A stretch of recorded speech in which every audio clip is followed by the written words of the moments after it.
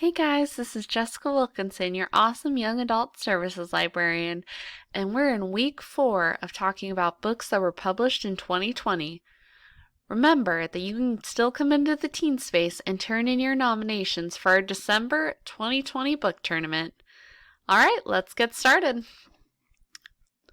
The first book I'm going to talk about is Deep Light by Frances Hardinge.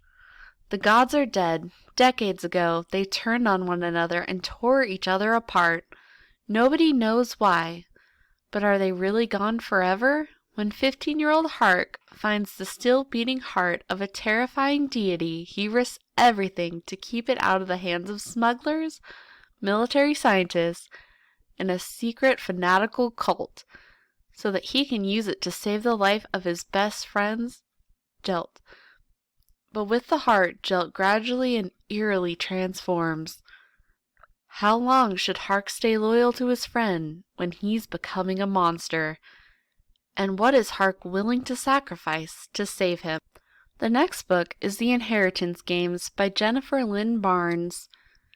Avery Grams has a plan for a better future: survive high school, win a scholarship, and get out. But her fortunes change in an instant when billionaire Tobias Hawthorne dies and leaves Avery virtually his entire fortune. The catch? Avery has no idea why, or even who Tobias Hawthorne is. To receive her inheritance, Avery must move into sprawling, secret, passage-filled Hawthorne House, where every room bears the old man's touch, and his love of puzzles, riddles, and codes. Unfortunately for Avery, Hawthorne House is also occupied by the family that Tobias Hawthorne just dispossessed. This includes the 4 Hawthorne grandsons, dangerous, magnetic, brilliant boys who grew up with every expectation that one day they would inherit billions. Heir apparent Grayson Hawthorne is convinced that Avery must be a con woman, and he's determined to take her down.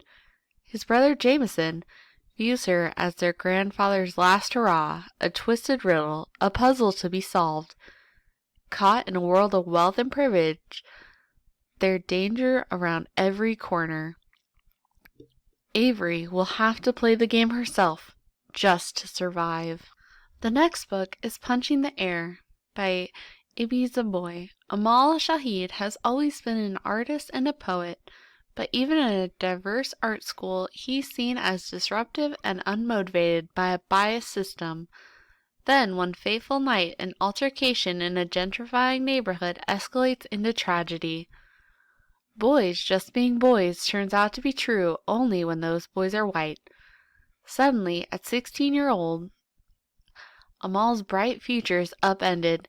He's convicted of a crime he didn't commit and sent to prison. Despair and rage almost sink him until he turns to the refuge of his words, his art. This never should have been his story, but can he change it? The next book is The Camelot Betrayal by Kirsten White. Everything is as it should be in Camelot. King Arthur is expanding his kingdom's influence with Queen Guinevere at his side, yet every night dreams of darkness and unknowable power plague her. Guinevere might have accepted her role, but she still cannot find a place for herself in all of it. The closer she gets to Brangin, pining for her lost love Isolde, Lancelot fighting to prove her worth as the Queen's knight, and Arthur, everything to everyone, and thus never quite enough for Guinevere. The more she realizes how empty she is. She has no sense of who she truly was before she was Guinevere. The more she tries to claim herself as queen, the more she wonders if Mordred was right. She doesn't belong. She never will. When a rescue goes awry and results in the death of something precious, a devastated Guinevere returns to Camelot to find the greatest threat yet has arrived, not in the form of the Dark Queen or an invading army, but in the form of the real Guinevere's younger sister. Is her deception at an end? And who is she really deceiving, Camelot or herself?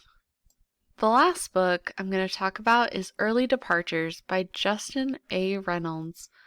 Jamal's best friend Q doesn't know he's about to die. Again.